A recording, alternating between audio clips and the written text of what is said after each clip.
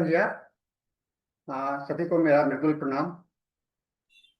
आज अष्टमी के दिन आप सबों को अष्टमी के लिए हार्दिक शुभकामनाएं। साथियों, हम लोग आज यहाँ पर इकट्ठा हुए हैं एक international forum for promoting homeopathy, जैसा कि हम लोग नियमित रूप से आ रहे हैं। और ये प्रतिदिन ऐसा हुआ करता है ना। और आज का दिन जो है तो हम लोगों के लिए बहुत ही महत्वपूर्ण इसलिए भी है क्योंकि हम लोग आज फिर इस में शामिल। आइए हम लोग पहले 1 मिनट का मौन प्रार्थना करें। धन्यवाद। आज हम लोग का मीटिंग नंबर 903 है और इस सितंबर का आखिरी भी दिन भी है। और आज हमारे जो विशिष्ट मेहमान हैं वह डॉक्टर फरीदी अमीन है, जो पहले भी कई एक बार आ चुके हैं। फरीदी अमीन के विषय में मैं परिचय देना चाहूँगा। ये महर्षि में ही होम्योपैथिक मेडिकल कॉलेज से इन्होंने अपना BHMS किया है। GD मेमोरियल से इन्होंने PG किया है और तातिया यूनिवर्सिटी से इन्होंने PhD किया है। अभी वर्तमान में ये GD memorial homeopathic medical college में एसोसिएट प्रोफेसर के रूप में है और प्रैक्टिस कर रहे हैं। इनका अपना स्वयं का क्लिनिक भी है। AF होम्योपैथिक क्लिनिक पटना में है। ये लाइफ मेंबर HMI के भी हैं। इनका आज का जो विषय है वह case in urine myoma treated by homeopathy. Homeopathy के द्वारा जो यूरिन मायोमा का केस है इसको आज डिस्क्राइब करेंगे और इसको एक्सप्लेन करेंगे। तो इसके साथ मैं आपको डॉक्टर फरीदी अमीन जी का स्वागत करता हूँ। आप इस मीटिंग में अपना लेक्चर शुरू कर सकते हैं।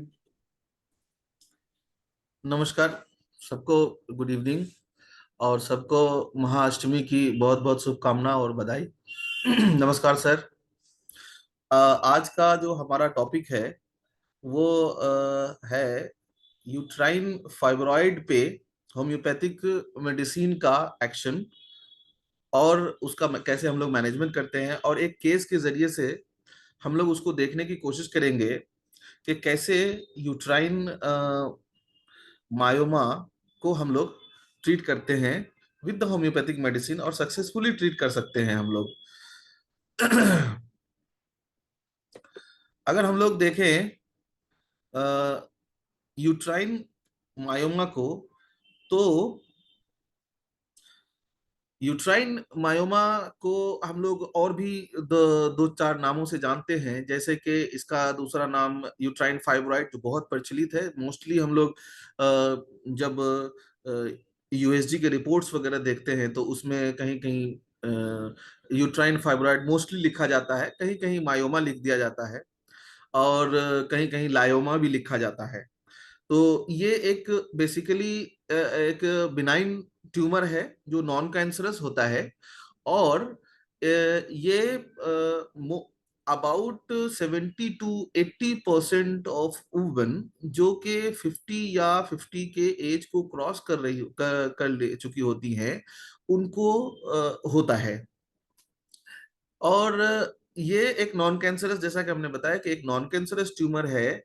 तो मोस्ट ऑफ द टाइम जो है हमें हमको ये देखने को मिलता है कि people prefers to be operated. जैसे ही उनको ये पता चलता है कि हमारे यूट्रस में ट्यूमर हो गया है, तो ट्यूमर के बारे में मोस्टली यही एक कॉन्सेप्ट है कि हाँ बस ट्यूमर हो गया है तो वो कैंसर ही होगा, और मोस्टली वो जो है ऑपरेट करा दिया जाता है।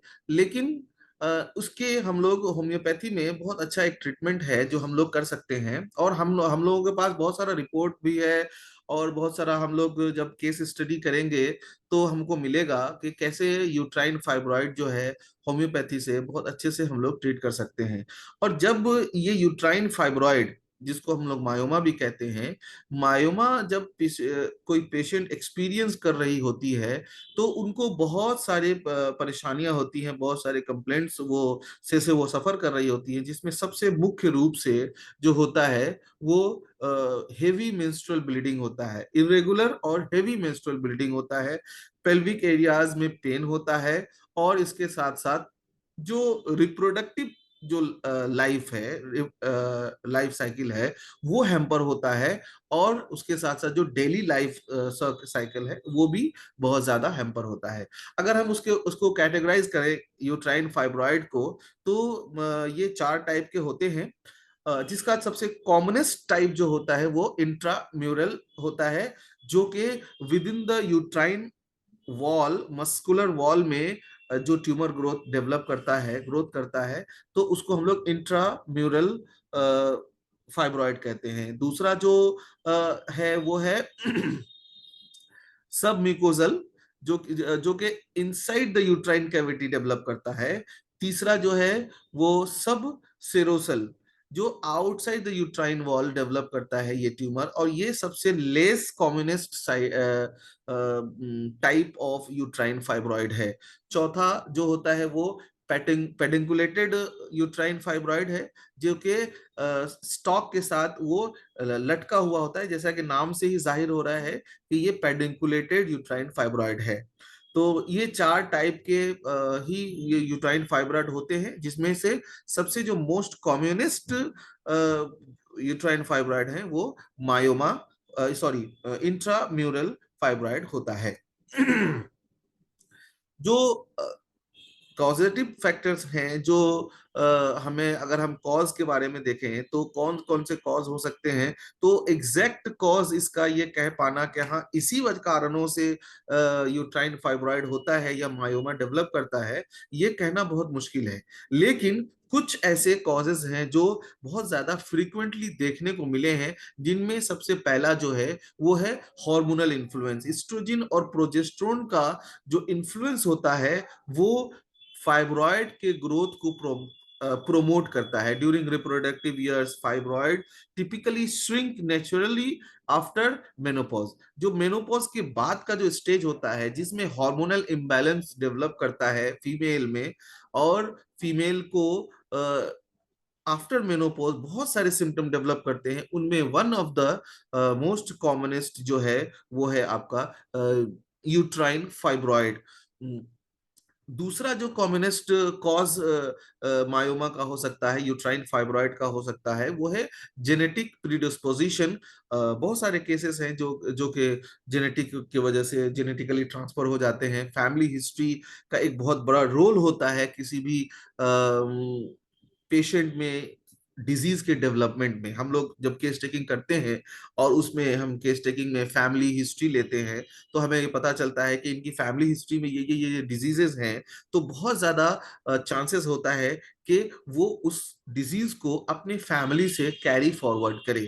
तीसरा जो पॉजिटिव फैक्टर है वो है लाइफ स्टाइल फैक्टर, जिसमें अर्ली मेंस्ट्रुएशन, ओबेसिटी, डाइट, जो कि हम लोग रेड मीट वगैरह बहुत ज्यादा लेते हैं, अल्कोहल, जो कि आज के हाई क्या कहते हैं कि उसको अपर क्लास के जो लोग होते हैं, जो नाउ एंड देन रेगुलर ही समझिए कि अल्कोहल इंटेक करते हैं, तो वहां से भी बहुत चीजें वो डेवलप हो सकती हैं। स्ट्रेस एक बहुत बड़ा फैक्टर हो सकता है people who are suffering from myoma.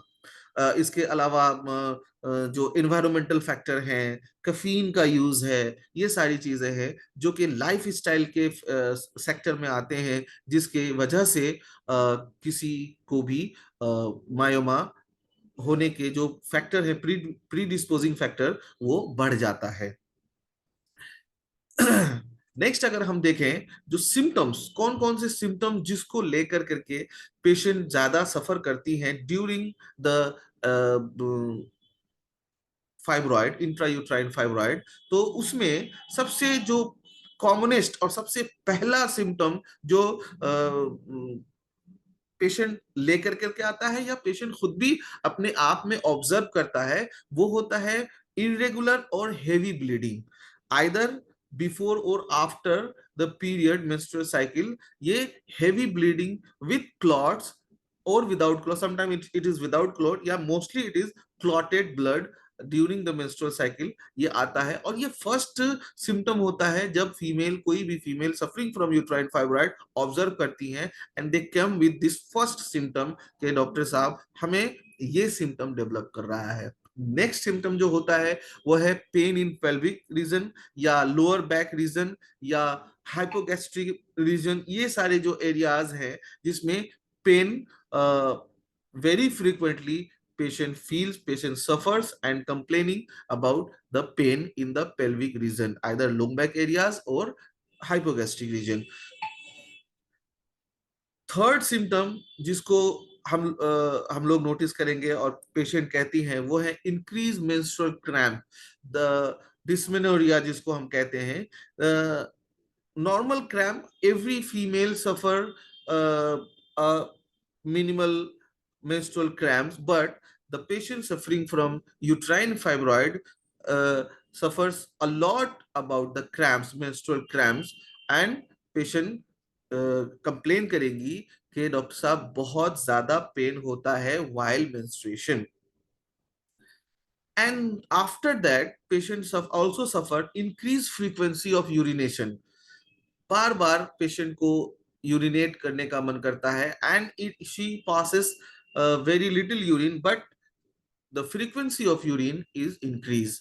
Pen during intercourse, ये एक सिम्टम्स हमको मिलेगा जब हम किसी पेशेंट को, यूट्राइन फाइब्रॉइड के पेशेंट को हम केस टेकिंग करेंगे या एग्जामिनेशन करेंगे.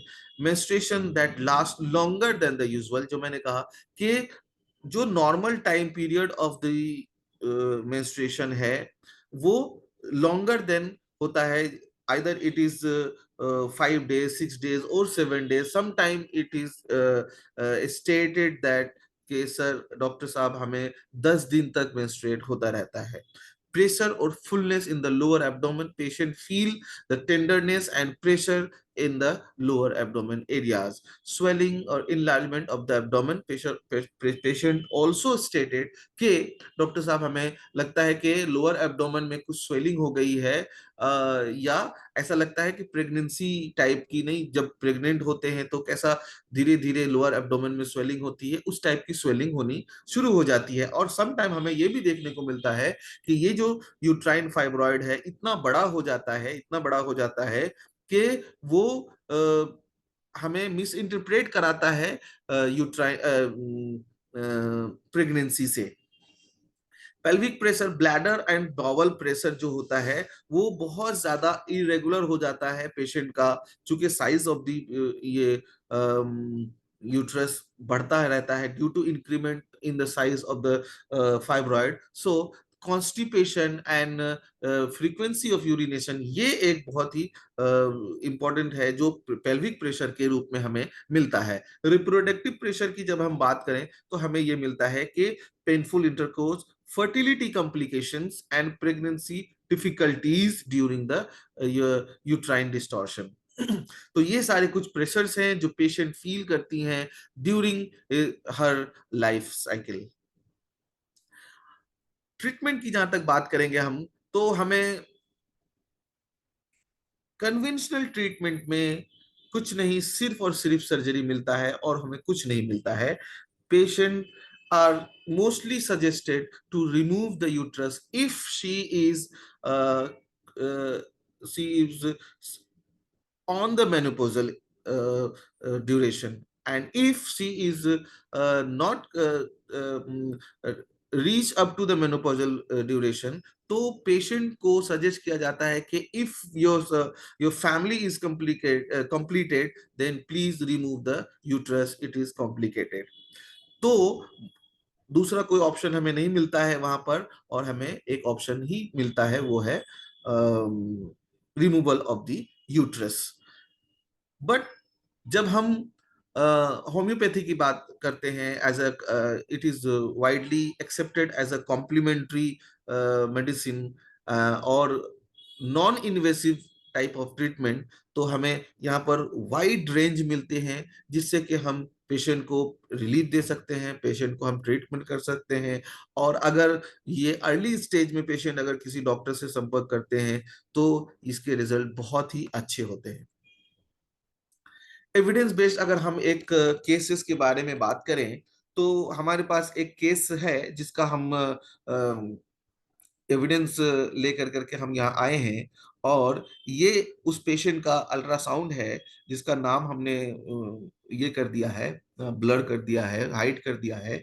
तो ये अल्ट्रासाउंड है तीसरे महीने का, third month of the this year third month and fifth day of the third month 25, and she has done the ultrasound, and the result of the ultrasound is two fibroid at the subserous areas in the inner wall of the fundus and the another posterior wall of the fundus, and anterior and posterior wall of the fundus में subserous areas में यह जो हमें यहाँ दिख रहा है, यह हम देख सकते हैं। तो ये हमारे पास एक केस है जिस पर हम बात करेंगे, जिसकी केस टेकिंग हमने करी, और selection of the medicine, how it develops and how it being treated by me and how it get cured by me।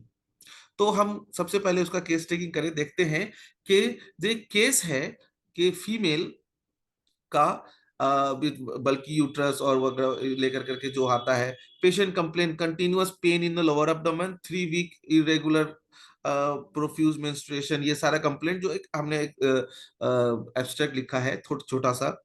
Presenting complaint था उसका कि patient has continuous pain in the lower abdomen since last 3 week. Location is hypogastric region, umbilical region. Sensation is cutting type of pain, and aggravation by exertion and standing. Amelioration by pressure at the uh, lower areas, lower abdominal areas, and the menstrual cycle last prolonged। और ये 2 cycle से उन्होंने ये observe किया था कि ये जो 2 साइकिल हमने ये हुआ, मुझे बहुत ज्यादा हेवी ब्लीडिंग हुआ और ये लास्ट लॉन्ग, बहुत ज्यादा देर तक हुआ। सबसे पहले हमने केस टेकिंग के द्वारा ये करने की कोशिश की है कि to complete the symptom by its component, जिसको कि डॉक्टर बॉनिंगसन ने हमें सिखाया है कि अब complaint must be completed with its component such as location, sensation, modalities and concomitant. तो यहाँ पर हमने इन चीजों को हेडिंग बना कर करके इसके कंपोनेंट को बताया है।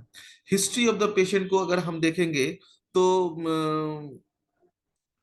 प्रेजेंट कंप्लेंट की हिस्ट्री है, तो एक बल्कि यूट्रस जो डायग्नोस हुआ, और स्मॉल लेफ्ट ओवेरियन सिस्ट और सर्विसाइटिस बोल कर करके उसको डायग्नोस किया गया था एक दूसरे अल्ट्रासाउंड में, जिसको हमने भी यहाँ पर अटैच नहीं किया है ना। और एलोपैथिक ट्रीटमेंट लेती रही ये कंटिन्यूअस, वो 2-3 महीने हफ्ते से एलोपैथिक डॉक्टर से संपर्क करी, और फिर वो कुछ दवा जो है, जो भी उनका ट्रीटमेंट था वो कंटिन्यू कराई। और नेक्स्ट फिर अगर हम देखते हैं इसकी, तो हमें ये मिलता है कि पास्ट हिस्ट्री में उनका जॉन्डिस था, फैमिली हिस्ट्री में और कोई हिस्ट्री नहीं थी उनकी, जॉन्डिस था। फैमिली हिस्ट्री में ओवेरियन सिस्ट था मदर को, फादर को हाइपरटेंशन, ऐसा और कोई भी हिस्ट्री नहीं था। उसके मेंस्ट्रुअल साइकिल को जो हमने देखा, तो लास्ट जो था वो 21 को था, 21 6 हाँ था, और प्रोफ्यूज ब्लीडिंग था, और ये 4 से 5 पैड्स इसका यूज हो गया था। ऑब्स्टेट्रिकल हिस्ट्री में 2 बच्चे थे, और दोनों ही 2 बार प्रेग्नेंट हुई, 2 बच्चे थे, बट एक बच्चे का उसका डेथ हो गया था, और वो 19 ईयर्स का था जब तब उसका डेथ हुआ था। और ये एक बहुत बड़ा फैक्टर था उसके लाइफ में, जिसके वजह से उसकी जिंदगी में ये सारी चेंजेस आए थे। अगर हम फिजिकल जनरल को देखें, तो ये कुछ फिजिकल जनरल सिम्टम्स हैं, इसमें डिजायर, एवर्सन, एपेटाइट, थर्स्ट, ये सारी चीजों को हमने पूछा है और उसको हमने लिखने की कोशिश किया है। सारे फिजिकल सिम्टम को हमने कवर किया, जो भी इंपॉर्टेंट थे हमने उसको मेंशन किया है यहाँ पर। अब आ जाते हैं हम लोग नेक्स्ट, सॉरी,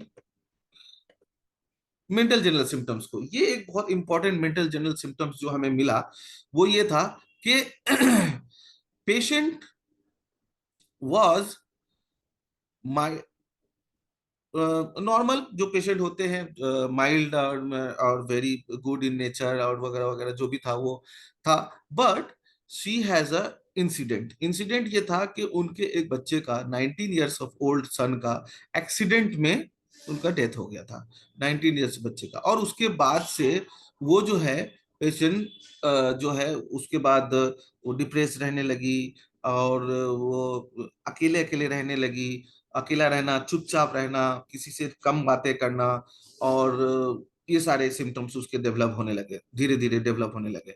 और फिर पहले का तो सिम्टम हमने पूछा था तो बहुत ज्यादा फ्रेंडली थी, जल्दी से लोगों से मिल जाती थी, बातचीत उनका बहुत अच्छे से करना, और बातों को समझना, वो सारी चीजें जो एक नॉर्मल पर्सन के साथ होता है। बट ये जो कुछ सिम्टम्स जो डेवलप हुए, वो एक शांत रहना, खामोश रहना, बातचीत नहीं करना, अकेला रहना, सॉलिट्यूड पसंद करना, है ना, किसी से मिलना जुलना नहीं, ये सारे सिम्टम्स उनके डेवलप हुए। और ये सिम्टम्स डेवलप हुआ कि बीच जब वो सोती थी तो एक तो अनरिफ्रेशिंग स्लीप होता था, जो कि फिजिकल सिम्टम में हम लोगों ने लिया है कि अनरिफ्रेशिंग स्लीप होती थी उनकी, यहाँ पर देख सकते हैं अनरिफ्रेशिंग स्लीप। और वो थोड़ा सा भी नॉइस पा कर करके चौंक के उठ जाती थी, और उनको डेड पीपल्स का जो उनका ये आता था, सपना आता था, डेड पीपल का सपना। तो ये हो गया। अब डेड पीपल में बेटे का ही सपना आता था। सी और उसके बाद क्या हुआ कि she has low lack of interest in everything, she used to spend time alone, अकेले अकेले वक्त गुजारने लगा। और एक इंपॉर्टेंट बात ये हो गई कि कोई भी और किसी के भी अगर देर से आने की खबर सुनती थी कि वो गया है अभी तक नहीं आया है, लेट हो गई है घर पहुंचने में, तो वो परेशान हो जाती थी, used to become anxious, filled with fear if someone got late to reach at home, used to get confused every time, her time confuse रहती थी, और बातों को करना है नहीं करना है, कैसे करना है, इस टाइप की उनकी एक्टिविटी हो जाती थी। केस टेकिंग के दौरान भी बहुत ज्यादा सिम्टम्स को नहीं बता पाई, कभी कभी हाँ हाँ पीरियड टाइम पे होता है, हाँ लिकोरिया का भी सिम्टम उन्होंने दिया, तो कभी हाँ बाद में होता है, पहले होता है, इस टाइप की बातें, वो कि ना हाँ पहले ही होता है, फिर ना बाद में होता, इस टाइप की बातें, वेरी मच कंफ्यूज। एंड तब फिर अटेंडेंट से उसको कंफर्म कराया गया कि ये जो बातें बोल रही हैं कहाँ तक कंफर्म है, ये जो स्लीप की बातें बोल रही हैं या मिलने जुलने की बातें बोल रही, ये कहाँ तक सही है, क्या गलत है, या इसको आप एक्सप्लेन कीजिए। तो फिर हम उनके जरिए से, अटेंडेंट के जरिए से हमने सारे सिम्टम्स को कवर किया, और उसको हमने कंफर्म किया था। तो अब आ जाते हैं हम कि रूब्रिक कौन से हमने सिलेक्शन किए जिसकी वजह से हमने मेडिसिन का ये किया। तो हमारा बेस हमने बनाया एलिमेंट फ्रॉम ग्रीफ को, और ग्रीफ में भी डेथ ऑफ लव्ड वन, के उनके बेटे के डेथ के बाद से ही वो थोड़ी सी गुमसुम रहने लगी, थोड़ी सी बातचीत कम करने लगी, अकेला रहने लगी, ये जो सिम्टम्स उनके अंदर डेवलप किया, तो ये element from death of loved one से शुरू होता है, और इस तरीके से वो यहाँ पर हुआ। तो इसलिए हमने इसको बेस बनाया और इस बेसिस पे काम करना शुरू किया। उसके दूसरे सिम्टम थे कि सॉलिट्यूड, अकेला रहना पसंद करती थी, तो कंपनी अवर्सन, ये दूसरा सिम्टम हमारा हो गया। तीसरे में हमने एलिमेंट फ्रॉम एंटिसिपेशन, ये एक सिम्टम हमने इसलिए लिया कि वो किसी भी बातों को के को ना वो सोचने लगती थी, कहीं देर हो गई है तो ऐसा तो नहीं हो गया, वो क्यों लेट से आ रहा है, या किसी के लेट आने से परेशान हो जाती थी, और परेशान होने की वजह से वो अलग अलग बातें सोचने लगती थी, कभी रोने भी लगती थी। तो ये सारी बातें, तो इस तरह से ये सिम्टम हमने, ये रूब्रिक्स हमने लिया कि element from anticipation. Milk desire, उनमें एक सिम्टम जो उन्होंने बताया, मिल्क डिजायर का हम दूध पीती हैं, और स्टार्टलिंग ड्यूरिंग स्लीप, सोने के दौरान चौंक चौंक के उठ जाना और चमक कर करके उठ जाना, ये उनकी सिम्टम्स थे। नींद पूरी नहीं होती है, अनरिफ्रेशिंग स्लीप रहता है उनका, और रेगुलर स्लीप उनका कंफर्टेबल स्लीप नहीं होता है, और हमेशा लगता है कि sleepy, she feels sleepy always. और उसके बाद जब पर्सपिरेशन के बारे में पूछा गया तो उन्होंने बताया कि perspiration from the scalp, perspiration from the scalp, scalp से उसका परस्पिरेशन होता है। और जब सोते हैं डॉक्टर साहब तो तकिया वगैरह भीग जाता है मेरे सर से जो ये होता है, तो ठीक है। तो अनसेटिस्फैक्ट्री स्टूल, लैट्रिन क्लियर नहीं होता है, दिन में 3 बार 4 बार लैट्रिन के लिए जाना पड़ता है, और होता तो डेली है लेकिन सेटिस्फैक्ट्री नहीं होता, हर बार हमको 3 बार 2 बार 4 बार जा कर करके तब जाके लैट्रिन क्लियर होता है, पेट में दर्द बना रहता है।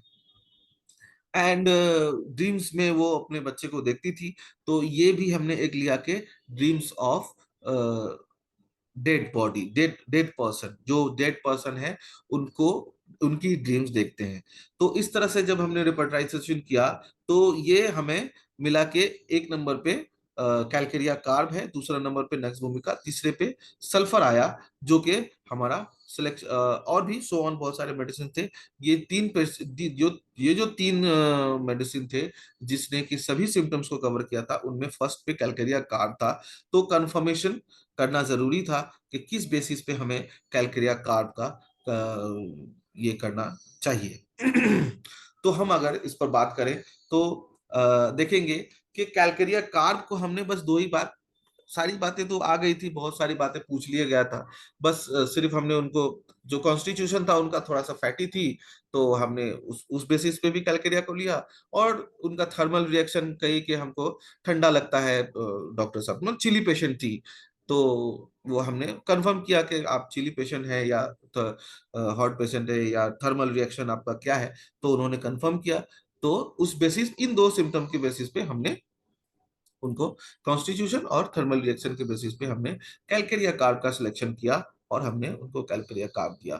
तो ये था हमारा केस। इस पर अगर हम आ जाएं, जो फॉलो अप हमने किया वो अभी भी हमारे फॉलो अप में ही है पेशेंट, और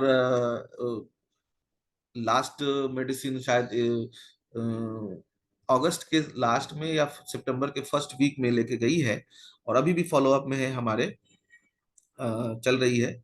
और उसका फर्स्ट जो हमने दिया है अभी तक तो 2 ही डोज दिया है। फर्स्ट 14 अप्रैल को हमने उसको दिया था, 14 अप्रैल 2025 को जो हमने फर्स्ट प्रिस्क्रिप्शन दिया कैलकेरिया कार्ब का 1 ml, उसके बाद फॉलोड बाय प्लेसिबो, बीडी और टीडीएस कर करके के 2 प्लेसिबो दिए हमने। और उसके बाद हमने कहा कि एवरी 10 to 15 डेज में आप हमको बताइएगा रिपोर्ट कैसा रहता है।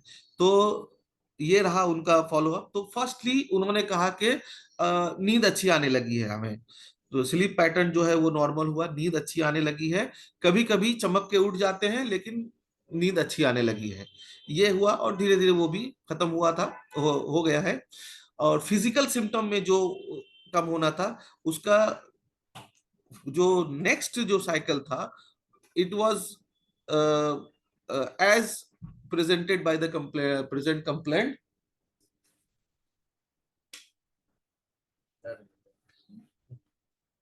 हो गया,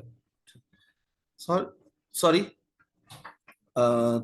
तो उनका जो ये था, फर्स्ट जो साइकिल था वो वैसे ही था, हेवी ब्लीडिंग के साथ आया, लेकिन जो दूसरा साइकिल आया उसका, कहा कि डॉक्टर साहब जो ब्लीडिंग था उसमें बहुत कमी आई है, और हमारा जो साइकिल था वो 4-5 दिन का था, और 5 दिन का ही साइकिल था, ब्लीडिंग भी बहुत ज्यादा नहीं था, बट हाँ ठीक था। हाँ, तो ये सिम्टम चेंजेस हुए। उसके बाद बॉवल मूवमेंट, कॉन्स्टिपेटेड जो थी वो, कॉन्स्टिपेशन में उसका थोड़ा सा रिलीफ मिला। ये 2 मंथ की बातें, अराउंड 2 मंथ जब बीत गया, वो जून या मई की बातें हैं, तो इस तरह से 2 मंथ के बाद का ये इनका सिम्टम था। उसके बाद 27 जुलाई को हमने कलकरिया कार्ड को रिपीट कर दिया है, और रिपीट इसलिए किया कि हमें लगा कि अब कोई सिम्टम चेंज नहीं हो रहा है और देना चाहिए, तो उस सिम्टम, अकॉर्डिंग टू सिम्टम हमने उसको दिया है 1 ml फिर से, और फिर प्लासिबो दे कर करके भेजा है, और अभी अंडर ट्रीटमेंट है। और लास्ट वीक ऑफ अगस्त में patient was suggested to repeat USG, तो वो करवाई है, और ट्यूमर के साइजेस रिड्यूस हुए हैं। और उसका अभी पेपर हमारे पास था नहीं, तो हमने अभी उसको लगाया नहीं है। ने कहा था कि चूंकि प्रेजेंटेशन देना था, तो हमने कहा कि लेके आइएगा, तो शायद वो नहीं लाई होगी, इसलिए हम नहीं लगा पाए। तो वो पेपर भी है कि साइजेस उसके रिड्यूस हुए हैं, बहुत अच्छे से रिड्यूस हुए हैं, और सिम्टम्स उसके बहुत नॉर्मल हो गए हैं, and patient is feeling very well and relieved. और बहुत सारे सिम्टम्स उनके रिलीव हो गए हैं। तो ये केस था हमारा, जिस पर हमने यूट्राइन फाइब्रॉइड को ट्रीट किया। और इस तरीके से पेशेंट है, अभी अंडर ट्रीटमेंट में है। और आगे क्या क्योर होता है कि नहीं, फाइब्रॉइड, दोनों फाइब्रॉइड ही है, अभी अभी भी है, साइज रिमूव हो कम गया है। और उस हमें क्या मिलता है, ये हम जब नेक्स्ट हमें फिर मौका मिलेगा, तो उसको हम देखेंगे कि क्या फाइब्रॉइड खत्म हो गया या फाइब्रॉइड अभी भी है। अगर फाइब्रॉइड अभी भी होगा, तो फिर हम उस पर बात करेंगे। अगर फाइब्रॉइड खत्म हो गया होगा, तो फिर हम उस पर बात करेंगे, और फिर हम अपने प्रेजेंटेशन को रखेंगे आप लोगों के सामने। एक चीज और हम ये यहाँ पर बताना चाहते हैं कि the advantages of homeopathic management जो हमें मिलता है, वो हम ये बताना चाहते हैं। सबसे बड़ी बात कि हमें कभी भी मेंटली पेशेंट को हम रिलीफ नहीं दे सकते हैं अदर देन होम्योपैथी। दूसरे किसी भी पैथी से हम जो साइकोलॉजिकल कंप्लेंट है पेशेंट के, जो पर्सन के, हम रिलीफ नहीं दे सकते हैं, क्योंकि बहुत सारे हमारे जानने वाले हैं और हमारे फ्रेंड्स हैं जिनको कि साइकोलॉजिकल कंप्लेंट होता है, तो वो बस सिडेटिव पिल्स के साथ ही अपनी जिंदगी गुजारते हैं। लेकिन on the basis of mental complaint, psychological complaint, जो कि इम्पैक्ट किसी खास और पार्टिकुलर इम्पैक्ट के बाद डेवलप करता है, और उसके वजह से जो डिजीज डेवलप करता है, तो हमको वैसे केस में होम्योपैथी से हेल्प बहुत ज्यादा मिलता है।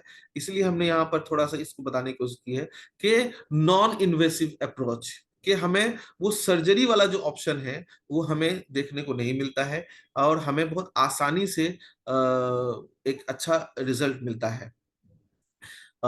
इसके अलावा जो हमें मिलता है वो है कि एक इंडिविजुअलाइज ट्रीटमेंट मिलता है हमें।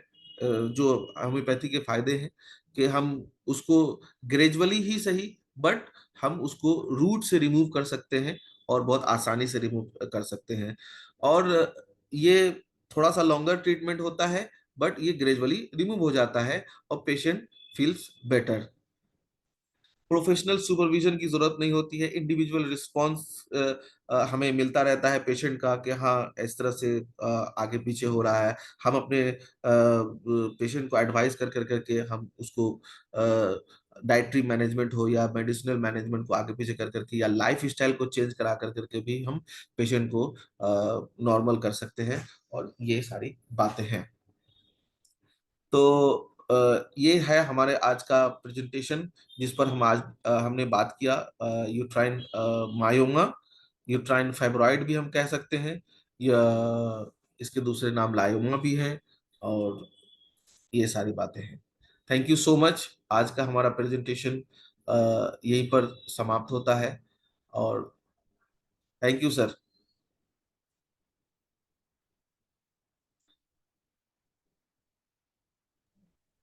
और आप पीपीटी का काम हो गया तो हटा सकते हैं। जी सर, हम इसको हटा सकते हैं। Remove remove remove. जी सर। आपने अच्छा केस बताया है। जी सर। हम लोगों के पास में और भी समय है। जी अभी सर। केवल 20 मिनट और है, तो मैं हम्म। कहूँगा कि आप कुछ और ऐड कीजिए इसमें जी सर, इंफॉर्मेशन। उस पर हम एक ऐड करते हैं। हमारे पास क्योंकि ये जो केस है, जी ये सर। निश्चित रूप से बहुत ही इम्पोर्टेंट है। जी और सर। आपने जो इसको ट्रीट किया, ये एक अच्छा ही है, जी एविडेंस सर। बेस्ड आप विजिट किया है। जी तो सर। थोड़ा सा इस पे और भी जी सर। प्रकाश डालिएगा तो लोगों को जी, अच्छा इस लगेगा। पर सर हम ये और ये कहना चाहेंगे, थोड़ा सा ये कहना चाहेंगे कि पेशेंट जब हमारे पास आई, और पेशेंट का जो एक्सप्रेशन था कि she didn't want to talk to the doctors, actually doctor से भी बात नहीं करना चाहती थी। और बहुत सारे सवालों के जवाब तो हमें अटेंडेंस से कंफर्म करने पड़े। उनकी बड़ी दीदी आई थी उसके साथ, और patient was only 32 years of age, 32-33 years of age, ज्यादा एज भी नहीं है उसका। And she has 2 child। तो उनका बड़ा ही लड़का जो है वो हुआ कि उसको ये हो गया था, डेथ हो गया था बाइक एक्सीडेंट में। तो वो बता रही थी कि ऐसा ऐसा ऐसा ऐसा ऐसा है। तो कहने का मतलब ये है कि गांव दिया से, बहुत गांव दिया से आई थी, एकदम सूखी, ये क्या कहते हैं, थोड़ी सी पतली दुबली, बट एकदम अपने चेहरे को इसमें ढक कर कर करके, और not talk to want to talk to the patient doctor. बहुत सारे कंफर्म सिम्टम जो है वो कंफर्म हमको करना पड़े अटेंडेंट के साथ। तो ये एक सिम्टम हम बताना चाहते हैं कि अगर पेशेंट नहीं भी बताना चाहे कोई चीज, तो हम अटेंडेंस से चीजों को जान सकते हैं और अटेंडेंस से कंफर्म कर सकते हैं अगर पेशेंट बता ले तो। क्योंकि इसके मोस्ट ऑफ द सिम्टम जो मेंटल सिम्टम्स है सर, वो है अटेंडेंट के जरिए कंफर्म किए गए, अटेंडेंट के जरिए कंफर्म किए गए सिम्टम्स हैं। जैसे कि सर इसमें अगर हम देखेंगे, एक मिनट, हम स्क्रीन पे नहीं लाएंगे बट हम हेल्प के लिए अपना इसको देखते हैं कि ये जो सर जैसे solitude, try to live in solitude, तो ये जो सिम्टम था ये अटेंडेंट ने कंफर्म किया कि डॉक्टर साहब किसी से बातचीत नहीं करना चाहती है, अकेले रहना चाहती है। और कोई अगर ये कहे कि हम देर से आ रहे हैं और लेट हो गया, कहाँ रह गया, तो एकदम से घबरा जाती है, पसीना पसीना हो जाना। तो ये सारे सिम्टम्स जो है अटेंडेंट ने कंफर्म किए थे उनके। तो मेंटल सिम्टम्स का हमें इस और हमें लगता है कि सर ये जो केस है, फिजिकल सिम्टम से ज्यादा मेंटल सिम्टम्स इसके ज्यादा इंपॉर्टेंस थे, इसीलिए ये ठीक हुए। अगर मेंटल सिम्टम्स अगर इतने स्ट्रांग नहीं होते तो हमें लगता है कि ये ठीक भी नहीं होती, और बहुत मुश्किल होता फिजिकल सिम्टम के बेसिस पे ट्रीटमेंट करना। तो हमें ये कंफर्म होता है थोड़ा सा कि जो एलिमेंट जो था उसका वो बहुत स्ट्रांग एलिमेंट था जो हमको ये करता है। एक और केस है सर न्यूरोसिस्टोसार्कोसिस वाला, तो उस पर भी हम नेक्स्ट में हम ये करेंगे। उसमें भी पेशेंट का जो सर एक बहुत ही इंपॉर्टेंट मेंटल सिम्टम है जिसको कि वो कवर किया हुआ है। तो हम उसका सर नेक्स्ट में हम उसको सोचेंगे कि जब भी हमारा ये आएगा ना तो हम उसको प्रेजेंट करेंगे। न्यूरोसिस्टोसार्कोसिस का ब्रेन में सर इन्फेक्शन हो जाता है। तो patient was came to the my clinic in unconscious and altered condition. मैंने कॉन्शियस तो थी बट अल्टर्ड थी, मैंने सेंसोरियम उसका लॉस था, कुछ बातें बता नहीं सकती थी, और सारी बातें जो थी वो हमें अटेंडेंस से मिली। और इस तरीके से हमने उसका ट्रीटमेंट किया था। तो हमें इस केस में यही लगता है कि एक बहुत ही इम्पोर्टेंट और एस्पेक्ट है ड्यूरिंग केस टेकिंग, जो कि हमारा मेंटल सिम्टम का है। इसके अलावा फिजिकल भी थे बट ठीक है, फिजिकल तो बहुत आसान होता है, क्या खाते हैं क्या नहीं खाते हैं वो बता देते हैं लोग, बट मेंटल एक्सट्रैक्ट करना बहुत मुश्किल होता है।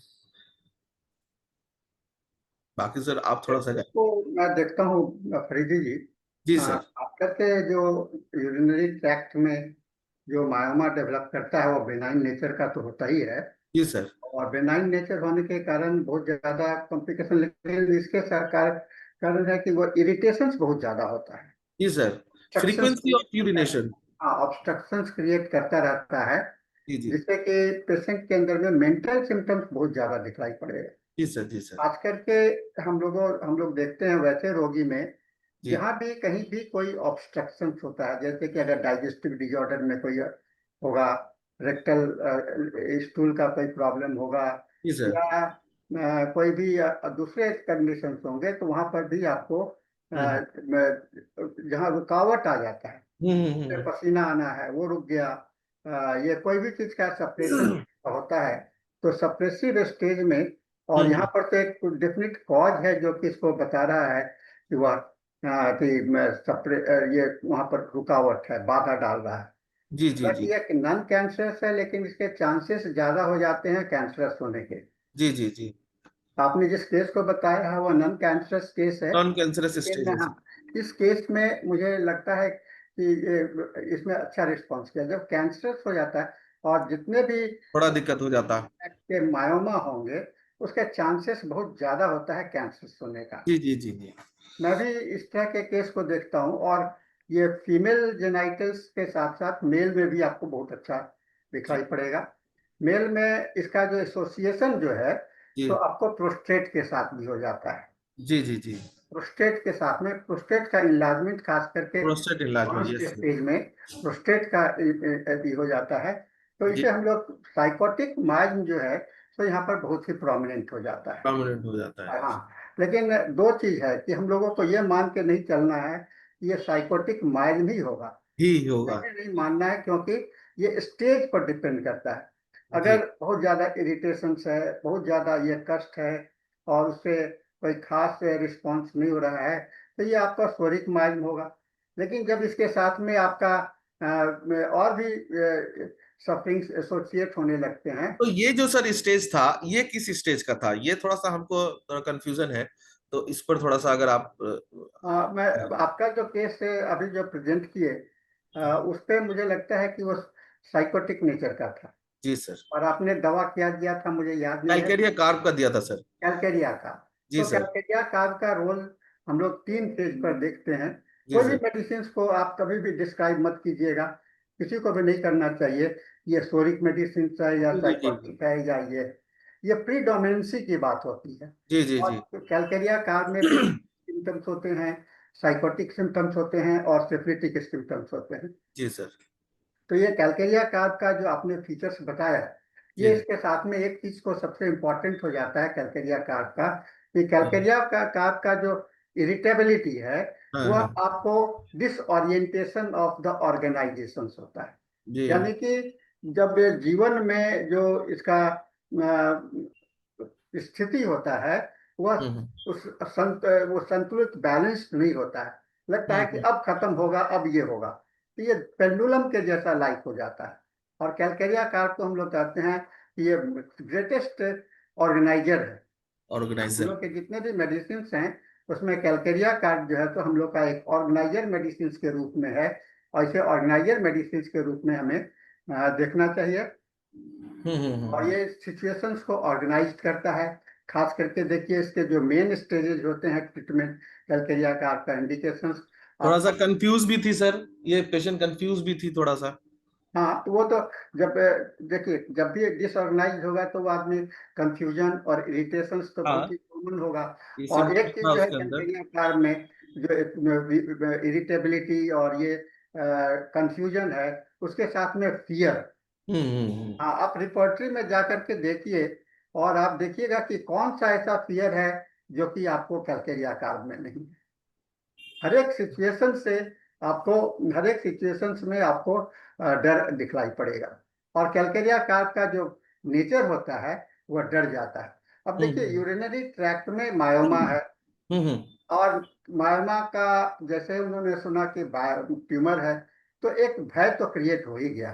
जी सर। हाँ, क्योंकि लोगों के दिमाग में, जो जनरल पब्लिक है उसके दिमाग में यह बैठा होता है कि अब ये कैंसर हो जाएगा। हम्म। एक्सपेक्टेड कैंसर है ना, एक्सपेक्टेशंस, जी जी जी। एंटीसिपेटेड, इसको हम लोग कहते हैं एंटीसिपेटेड कैंसर। एंटीसिपेटेड कैंसर मतलब कि प्रत्याशा में, है ना, प्रत्याशा में। ये प्रत्याशा का जो भय है कैंसर का, कि कैंसर हो जाएगा, कैंसर हो जाएगा, ये ठीक होगा कि नहीं। तो ये डोलड्रम के बीच में, पेंडुलम के बीच में के जैसा मन जो है, सो डोलता रहता है। तो ये बहुत ही हम्म। इंपॉर्टेंट सिचुएशन हो जाता है हम लोगों को, पेशेंट को डिसाइड करने के लिए। और मैं जी। देखता हूँ कि खाली मायोमा का स्टेज, कहीं भी किसी भी कोई भी पेशेंट आते हैं, और मायोमा, आप तो यूरिनरी ट्रैक्ट की बात किए, इवन की रेक्टल पॉलिपस, हम्म। रेक्टल पॉलिपस का आप देखिए, रेक्टल पॉलिपस छोटा सा पॉलिपस है, शायद जी जी इसका जी। कोई प्रभाव नहीं पड़े उसके लाइफ में। हाँ लेकिन पेशेंट जैसे ही सुनता है कि हमारे पास में गांठ बन गया है, हाँ हाँ। पॉलिपस है, उसके मन में भय समा जाता है है ना। तो जी ये जी पॉलीपस टाइप का जो ट्यूमर हो जाएगा, तो वो आपको मायमा ही नेचर का होगा ना, जी जी जी। मायमा ही नेचर का होगा। तो इसलिए हम लोग को ये बात को दिमाग में हमेशा रखना चाहिए कि हम्म मायमा कंडीशंस जो है, तो आदमी को एक न तो जीने देता है, न तो मरने देता है जी। ना। इसलिए हम मायमा को कहते हैं, खास करके benign nature of the tumour, हाँ सोया हाँ हुआ शेर। हाँ, सोया बनाइन। हुआ शेर समझ रहे हैं ना, जी सर जी। सोया हुआ शेर। क्योंकि सोया हुआ शेर कभी भी जागृत हो गया तो जो खूंखार बन जाएगा, आप उसका खूंखार रूप देखिएगा तो शायद हम्म। लोगों को नहीं समझ में आएगा। मैं एक केस मैं भी जिक्र करना चाहूंगा, आपने समय बहुत कम लिया अपना लिए, जी तो सर। मैं भी एक केस जिक्र करना चाहूंगा। एक इसी तरह का यूरिन ऑब्स्ट्रक्टेड का केस लेकर के एक महिला, एक करीब करीब 40 इयर्स था, हम्म 40 से थोड़ा सा ज्यादा ही होगा। एंड पीरियड, सबसे पहले जो प्रॉब्लम जिसको लेकर के आई थी, वो उनका पीरियोडिक मेंसेस का जो डिजॉर्डर था, है ना। और उसके साथ में एक चीज बहुत ज्यादा मैंने उसमें एसोसिएशन देखा, जब भी उसको पीरियड आते थे उस समय में उसके यूरिन के फ्लक्चुएशंस बहुत बदल जाते थे। यूरिन यूरिन का यूरिन का जो है सो बहुत ही ज्यादा फ्लक्चुएशंस होने लगता है, मैंने फ्लक्चुएशंस होता था। तो उसमें हम्म यह टेस्ट बहुत ही इंपॉर्टेंट रूप से दिखलाई पड़ा कि उसका यूरिनरी ट्रैक्ट जो है सो इन्फेक्टेड है। मैंने उसको बोला, एक जांच कराने के लिए कराया, तो वहां पर निकला कि एक छोटा सा गांठ है इनके वेजिनल रीजन में मिला, है ना। हम्म। तो अब वो जैसे ही सुनी तो और भी घबरा गई कि हाँ। वेजिनल रीजन में है। तो पेशेंट को तो इसके बाद आश्वस्त आपको करना पड़ेगा कि ये वेजिनल रीजन में है, तो इसको हम लोगों को कैसे संतुलित करने का कोशिश करना चाहिए। और मेंटल कंडीशंस को ध्यान में रखते हुए अगर इसका ट्रीटमेंट हम लोग करते चलें तो हम लोगों हम्म को इसमें काफी लाभ मिलता है। अ, एक ने पूछा है ऑर्गेनाइजर ट्यूबरक्लोसिस। ऑर्गेनाइजर का मतलब क्या होता है? चीजों को ऑर्गेनाइजर शामिल कर कर करके। जो कि घर के जो बुजुर्ग होते हैं, सबसे मालिक होते हैं, या सबसे जो हेड ऑफ द फैमिली होते हैं, उनका हम्म काम क्या है? सभी चीज के बीच में ऑर्गेनाइज करना। हम्म। और इसके मान में हमारी जो दवाइयाँ हैं, हमारे रूब्रिक्स, आपको इसके कोई स्पेसिफिक ऑर्गेनाइजर करके स्पेसिफिक रूब्रिक्स नहीं है, लेकिन इसके साथ में जितनी भी रूब्रिक्स है, वह इंस्टेबिलिटी की बात आएगी। ये आदमी जो है तो हमेशा इस बात को चिंतित में रहता है कि वह हो, जैसे हम लोगों का इसमें सबसे इंपॉर्टेंट मेडिसिन हो जाता है लाइकोपोडियम। हम्म। लाइकोपोडियम में येस नो के बीच में रहता है, और लाइकोपोडियम भी एक आपका ऑर्गेनाइजर मेडिसिन के रूप में आ जाता है। लेकिन हम्म। लाइकोपोडियम और कैलकेरिया कार्प की स्थिति अलग अलग जी। है ना। लाइकोपोडियम और कैलकेरिया कार्प की स्थिति अलग अलग है, दोनों एक दूसरे से बहुत ही भिन्न है। हम्म क्योंकि कैलकेरिया कार्प में जहाँ इंस्टेबिलिटी का भय होता है, कैलकेरिया कार्प में आपके लाइफ सिचुएशंस का बहुत ज्यादा भय होता है, लाइफ सिचुएशंस का। ये हम्म। ये और वह हमेशा अपना स्टेटस पर ज्यादा इंपॉर्टेंस देता है, वो अपना हाँ ईगो। ये सॉरी, लाइकोपोडियम को हम लोग कहते हैं it is a type of nux भूमिका। Lycopodium is a type of nux भूमिका। क्यों? नक्स भूमिका एक बैलेंस्ड वे में चलता है, लेकिन ये जो है सो अपना सिचुएशंस के हिसाब से चलता है हम्म ना, सिचुएशंस के साथ। जैसे नक्सभूमिका का पेशेंट कहीं रास्ते में जा रहा है, तो वह जा रहा है तो वह उसका लक्ष्य बना लिया है कि मुझे यहाँ जाना है, तो वही रास्ता को अपनाने का कोशिश करेगा, जल्दी से रास्ता बदलने का कोशिश नहीं करेगा हम्म। नक्सभूमिका। लेकिन लाइकोपोडियम, अरे चलो ये रास्ता जाने से ज्यादा समय होगा लगेगा, वो उसको शॉर्टकट ले लो। शॉर्टकट रास्ता किधर मिल जाए, है ना। शॉर्टकट रास्ता खोजता है लाइकोपोडियम। कहते हैं कि लक्ष्य रिलेटेड मेडिसिन में आपका, मैं दो प्रोमिनेंट मेडिसिन का नाम लेता हूँ, एक लाइकोपोडियम और ये दूसरा जैसा जो नेक्स्ट मैंने बोला भूमिका। नक्स भूमिका। नेक्स्ट भूमिका। कलकरिया काट को तो ये सोचने का ही मौका नहीं मिलता है कि लक्ष्य उसका कहाँ है, क्योंकि हाँ स्वयं में ही वह बिजी है, वो हाँ। अपने आप में बिजी है। कलकरिया कलकरिया काट कि मेरा जीवन कहाँ है, हम कहाँ हैं, अपनी स्थिति, अपना वर्तमान, उसमें खोया हुआ रहता है। इसलिए कैलकेरिया का लक्ष्य के विषय में नहीं सोचता है, सोचता है कि चलो अभी तो जिंदा रह लें, अभी तो जिंदा रह लें, अभी तो हो। और मौत का भय साया उसके समय सर पर हमेशा टपकाते रहता है। मैं कैलकेरिया कार को एक बार लेक्चर दे रहा था आपके वेस्ट बंगाल में, तो उन्होंने कहा कि सर कैलकेरिया कार को आप कैसे, मैंने उनको बोला कि कैलकेरिया कार के अंदर में मैं एग्जाम्पल दिया। मुर्गी का अंडा आप लोग देखते हैं ना, अब जी अंडे को आप एक पंखे में बांध दीजिए और उसको जोर से पंखा को चलाइए, क्या उसका भीतर का ये चीज जो व्हाइट पोर्शन है यॉक और जो पीला वाला भाग है वो मिल जाता है?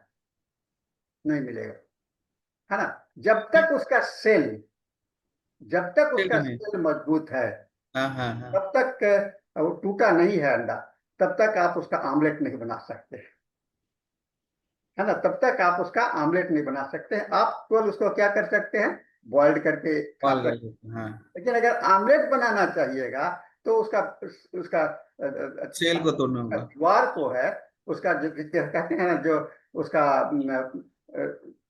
आउटर सेल्स को तोड़ना पड़ेगा। Protective Calcarea walls. कार्प की स्थिति भी यही होता है कि उसका सेल टूटा हुआ होता है। हाँ हाँ। समझ गए ना। कैलकेरिया कार्प, मैं समझता हूँ कि इससे अच्छा ढंग से कोई यकीन नहीं होगा कि calcarea carb is a broken shell of the egg, egg. हाँ हाँ। है ना। अंडे का जो ब्रोकन सेल है उसके जैसा कैलकेरिया कार्प है। और इसे हम लोग को अपना बात को समझ करके ही देखना चाहिए। तो बहुत मेडिसिन का थोड़ा सा डिस्टिंक्शन करिएगा, थोड़ा सा सोचने का कोशिश कीजिएगा, तो जी जी। आपको मेडिसिन जो है सो बहुत ही स्पष्ट रूप से पेशेंट के सामने में दिखलाई पड़ता है। दिखता है जी कैलकेरिया जी। कार्प का पेशेंट आएगा आपके सामने में, कैसा रहेगा, उसका अभिव्यक्ति क्या होगा, उसका प्रेजेंटेशन क्या होगा, ये सोचे हैं आप लोग कभी? कैसे वो आपके सामने में आएगा कैलकेरिया का जब भी आएगा तो एक बार पीछे मुड़ के देखेगा, वो एक बार पीछे मुड़ करके देखेगा, आगे चले कि पीछे चले, क्योंकि हाँ। वह, मैं बोला ना कि वह पेंडुलम के जैसा होता है। मैं कहाँ जा रहा हूँ, किसके पास जा रहा हूँ, और उसमें मुझे मिलेगा कि नहीं मिलेगा, तो वो देखता है कि कहीं मैं गलत जगह तो नहीं आ गया, ये डॉक्टर सही है कि नहीं है, इसका संदेह उसके मन में कैलकेरिया कार्प का बना ही रहेगा। ये एक इम्पॉर्टेंट फिनोमिना बनता है जो कि हम लोगों को सोचना चाहिए। लाइकोपोडियम नहीं, वो फिक्स्ड है, फिक्स्ड है, मुझे चलना है, अब आगे चलना है, डॉक्टर के पास आ गए हैं तो डॉक्टर इलाज करेगा ही मेरा। वहां पर ये नहीं है, वो डॉक्टर से पहले परखेगा, देखेगा और उससे बात करेगा तब, है ना। नक्स भूमिका जब आएगा, वो क्या करेगा, नक्स भूमिका आपकी बातों को नक्स भूमिका जो है, तो वो डॉक्टर का इंस्ट्रक्शंस को बहुत अच्छा से फॉलो करता है। फॉलो करता है। लाइकोपोडियम जो है तो जल्दी से फॉलो नहीं करता है, और कैलकेरिया कार्प जो है तो उसके इंस्ट्रक्टर अक्सर, करें कि नहीं करें। कैलकेरिया कार्प के पेशेंट जब आते हैं तो हम लोग इंस्ट्रक्शन दिए करते हैं, ये खाना, वो खाना, ये नहीं करना, वो करना, तो उसके साथ साथ में वह ये रहता है। किसी ने, कुमार जी ने पूछा है कि ये फास्टिडियस है कि नहीं। अब आप बताइए कैलकेरिया कार्प किस मायने में फास्टिडियस है? लाइकोपोडियम भी फास्टिडियस है, हम्म। नक्स भूमिका भी फास्टिडियस है, लेकिन कैलकेरिया कार्प का फास्टिडियस का मतलब क्या होता है?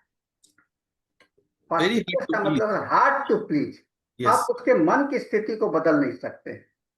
आप लोग ये भूल जाइए कि साफ सुथरा है, हाँ हाँ हाँ। साफ सुथरा नहीं, हार्ड टू प्लीज। यस। और साफ सुथरा वाला भाव जो था वह केंट रिपोर्टरी तक ले था, जहाँ की हाँ। वही दवा था, शायद नक्सोमी का और शायद पल्सेटुला। पल्सटला। बाद के जितने भी रिपोर्टरी आए सब में सल्फर भी फास्टिडियस है। एलोस भी है सर 4 पॉइंट के साथ। यही तो कह रहे हैं ना कि तो माने कि जहां पर अब फास्टिडियस एक बहुत बड़ा डायमेंशन बन गया, फास्टिडियस जो है सो बहुत बड़ा डायमेंशन बन गया। और फास्टिडियस का मतलब हो गया कि हार्ड टू प्लीज। नेट्रम्यूट का भी फास्टिडियस को देखिए, नेट्रम्यूट टाइम के लिए बहुत फास्टिडियस होता है। अब 8 इग्निशिया बज भी है, के इग्निशिया उनतीस भी है मिनट सर होने फास्ट जा रहा है, इसमें। आठ इग्निशिया बज भी के है उनतीस फास्टिडियस मिनट में। होने जा रहा है। अब हम लोगों को यहाँ पर बंद करना जी जी है ना। तो ये एज पर जो पहले से सतर्क रहेगा वो फास्टिडियस हुआ ना, टाइम हाँ के प्रति। तो नेट्रम्यूल बहुत ही पर्टिकुलर होता है अपने समय के प्रति। हाँ लाइकोपोडियम और ये क्या कहते हैं नक्सभूमिका अपने लक्ष्य के प्रति समर्पित होता है। हाँ और आर्सेनिकम जिसकी बात हम करते हैं सफाई का, वो अपनी सिक्योरिटी जीवन के सुरक्षा पर ज्यादा होता है। कैलकेरिया का भी अपनी सुरक्षा अपने स्टेबिलिटी पर ज्यादा उसका ये होता है। ये हाँ विशेष से दवा को थोड़ा सा डिस्टिंग्विश करके पढ़िएगा तो अच्छा रहा। आज ठीक है आपका केस बहुत अच्छा था जी सर मायोमा का, और यूरिन मायोमा का। अपने इसे अष्टमी के दिन हम लोगों को एक मायोमा दिखलाया, मुझे भी बोलने का थैंक यू मौका सो मच दिया। सर तो मुझे लगता है कि यह एक अच्छा समय है। थैंक यू सो मच हम सर लोगों का समय अब पूरा हो गया है, हम लोग को बंद करना पड़ेगा क्योंकि 8:30 हो चुका है। हो चुके हैं हम लोग सर इस सेशन को क्लोज करेंगे और the session is handed over to. और फरीदी जी अब फिर आइए, जी है ना, सर फिर जी आइए सर दोबारा। जी आपका सर जी सेशन मैं फिर से करूंगा, जनवरी में शुरू करने वाले हैं हम लोग अगला सेशन। ठीक है तब सर हाँ, तो फिर से हम लोग आते हैं इसमें। जी और सर तब तक के लिए आपको थैंक यू। नमस्कार sir thank you so much sir Session is handed over to Dr. Bindu Raj. Dr. Bindu Raj, you can Yes, sir. start your session now. Am I audible, sir?